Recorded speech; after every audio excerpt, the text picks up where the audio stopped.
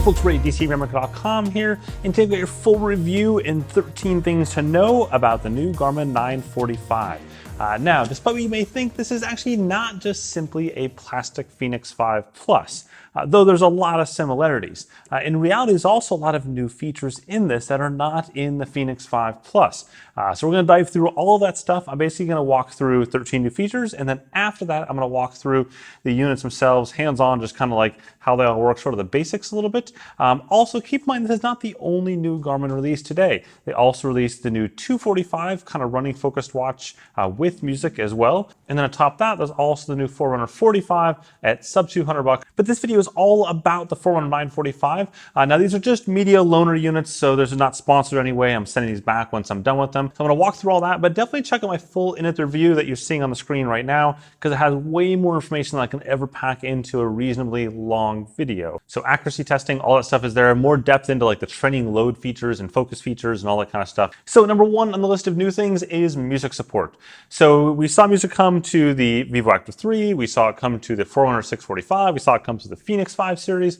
Now it works almost exactly, actually it works exactly like it did on the Fenix 5 Plus, in that you can go ahead and load music onto the unit itself, and then you'll play that music back using some sort of Bluetooth audio device. That could be headphones, that could be even like your car stereo. You can do all sorts of crazy stuff. As long as it's a Bluetooth audio device, you are good to go. More importantly though, you can put streaming music on it. So you can put things like Spotify and Deezer and iHeartRadio. And what you do is you go ahead and pick out the playlist that you want on Spotify or podcast or whatever music source you want. You just go ahead and pick it out, and then it downloads it via Wi-Fi. And then from there, you can go out and run and ride and do whatever the heck you want to do with it. For me, connectivity-wise, it's been working just fine with this really old pair of Beats headphones that I bought years ago. Obviously, your mileage will vary based on different headphones. Next, another Fenix 5 Plus feature is full maps. So this unit does have full maps for the region you bought it in. And you can do things like doing round-trip routing on this, where you tell it to go ahead and give me a 5-mile course to run or a 50-mile bike ride, and you tell it to give it a rough direction, northeast, southwest, and it goes off and comes back with some route suggestions for you.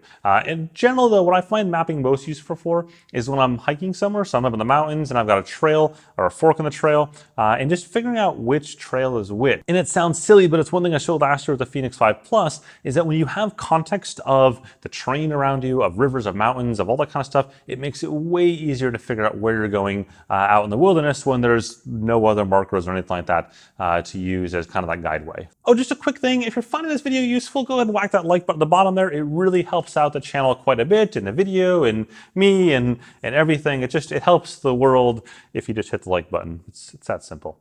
Next is it has contactless payment on it. That came to Garmin about 2 years ago with the Vivo Active 3 as well. You can go ahead and simply load your Visa card or your MasterCard or whatever the heck your credit card is, as long as your bank supports it, onto this unit and then tap to pay somewhere. Now, of course, that will depend on two key factors. One, does your bank support it?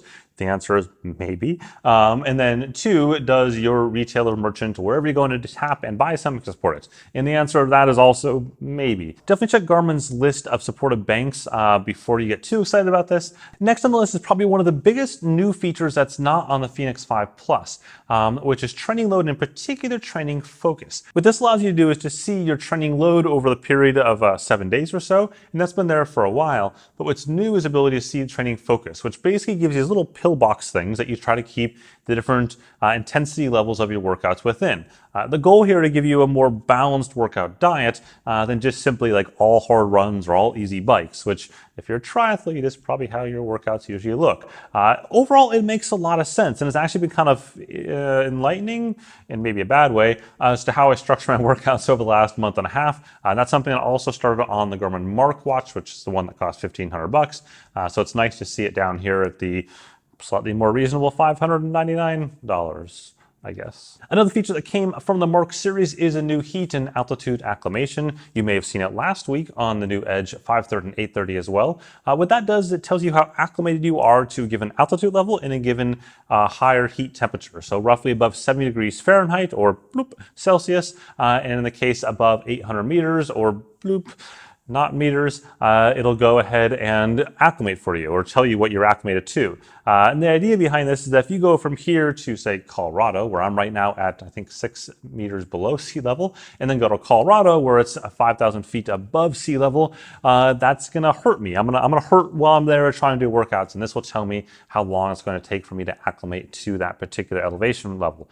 Next is a new incident and safety protection. We saw Garmin introduce this earlier this year, I believe, on the Vivoactive 3 Music LTE. And it's basically 2 different buckets. Number 1 is if you crash your bike or you collapse while you're running, it'll go ahead and do an incident detection notice to your predefined emergency contacts. So it'll tell them where the incident was, and it starts a live track, which means that if you get picked up in an ambulance, they can see that you're in an ambulance going to wherever you're going. The other feature is a safety assistance function. What it allows you to do is to go ahead and just kind of fairly discreetly on this trigger basically like a silent alarm that notifies your predefined emergency contacts with a predefined pre-can message that you've set up that says something like, hey, I've got a creeper following me, maybe you can kind of watch over my shoulder. And that gives them a live track link again to where you are and what you're doing. Both of these features do require your cell phone be with you within range of the watch, so that because there's no cellular on this, it does require that phone be nearby.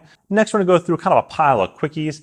First up is that there is revamped VO2 max numbers taking into account heat and altitude. And that's useful because for things like race predictions and whatnot, if you're getting those VO2 max numbers and they're impacted by heat and altitude, they may be skewed and probably not in your favor. So this actually gives you a little bit of bump there. Next is that Garmin has changed the GPS chipset on all their 2019 devices, including the 945 here as well. And they've gone to Sony, which is the exact same chipset that both Polar and Suunto have used in the last year for their new devices, in the case of the Suunto 9 and the Vantage series, also Coros as well. And in pretty much all those cases, it hasn't necessarily been a great thing. And I would say it's not an awesome thing, but it's not as bad as those devices in Garmin's case, at least in my testing thus far. Doing side-by-side rides with both Suunto and Polar devices, and of course these, I'm generally seeing that the Garmin is outperforming it from a GPS accuracy standpoint.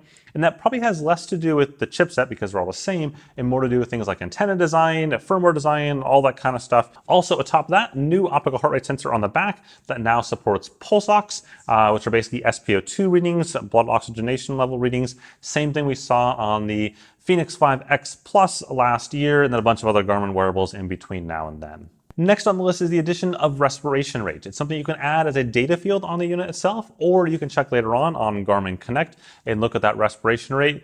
Not super clear what I'm supposed to be doing with that yet. It's kind of one of a lot of Garmin features where they add things but don't really give you clarity on how to use that from a training and racing perspective.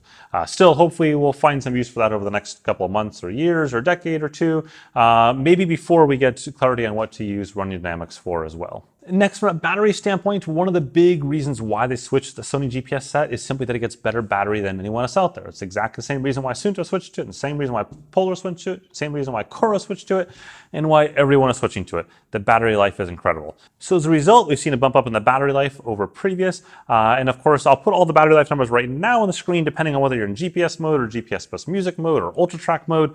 There's a lot of different modes and different battery life lengths for each of those modes. Next, Garmin has pulled in a lot of new features that we've seen over the last year or so rolled out on other devices, primarily leveraging this optical sensor. So there's now stress tracking on this. There's ability to see body battery, which is kind of like Street Fighter style, how much energy you have left. You start off at roughly 100% at the beginning of the day, assuming you got good sleep the night before. And then by the end of the day, you're a lot lower. Workouts burn through it faster, sitting on the couch. You kind of gain some energy again. It's a cool feature. Like it's something that, I can't from an accuracy standpoint, quantify that precisely and say this is accurate. No, it's not accurate. But I can say it definitely matches what my body feels like. And I've been using it now for a year on different devices. And I think it's a good approximation of how I feel that given day. The next new thing to note is that visually this is virtually identical to the Forerunner 935, especially this black one right here. The blue one, strap-wise, you're gonna see this one right away. I know it is, there's some blue trim on the edge and whatnot, but this black one, it is almost identical to the Forerunner 935. The way you can tell them apart is the buttons, actually. So the buttons on the 945 have a slight, darker tone to them. Straps are the same, so everything else just works across the board if you happen to have straps for the previous unit. Finally, the last new thing on the list before we get into kind of the hands-on section is ClimbPro. ClimbPro is on this just like it was on the Fenix 5 Plus last year. What that allows you to do is as you're climbing up a known course, whether it be running or hiking or cycling, it'll go ahead and give you the average gradient left, the amount of distance to the summit, the amount of ascent to the summit, and it does this in real time and automatically divides up that climb for you on the unit itself. Now, with all that said, I'm just going to run through the unit itself, just a really quick kind of hands-on sort of thing, not super long. I think I'm going to do a separate video. Maybe I'll probably link it up there. It might even be listed yet, maybe like a secret video of just pure hands-on, like 20 minutes long boringness that a lot of people will probably hate. But if you're one of those people that like user interface hands-on things, then check out a video that's probably up there right now and still not public yet. So let's go ahead and dive into it. Okay, here we go on the watch itself, using the one that was on my wrist since it's been on my wrist for about a month now. This is the main watch face screen itself. You can go and customize everything you want on there, as well as change it to other things using Garmin's Connect IQ app. You can even put your face on there if you wanted to, or something better than your face. It's up to you. VO2 max, just kind of iterating through these widgets really quick here. This is the training status. So some of this is normal and some of it's new. So for example, you click here, you see VO2 max plotted over time. This is new right here. You see the 7-day load, and you can see that over time. In this case, it's still Sunday. I haven't done my longer ride yet today, so that's why the load is a bit low. But it's in the optimal zone, which is kind of nice. And I haven't done a workout yet on this Sunday, so that's why we see that gap there. Going down here, you'll see that pill, that box kind of area that I talked about, the load focus. And the goal then is to have this be in the middle of each one of those sections. Recovery, 16 hours remaining. Heat acclimation, I got 4% acclimated to the current temperature, and I'm trending down because I've gone from a hot place to a cold place, and so therefore I'm no longer acclimating. Back to this here, heart status and whatnot. So I can click into this. I can see heart rate over the last 4 hours.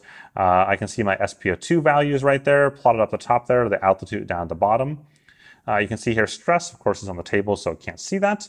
And you can see my body battery has gone from 84% down to 62% right now.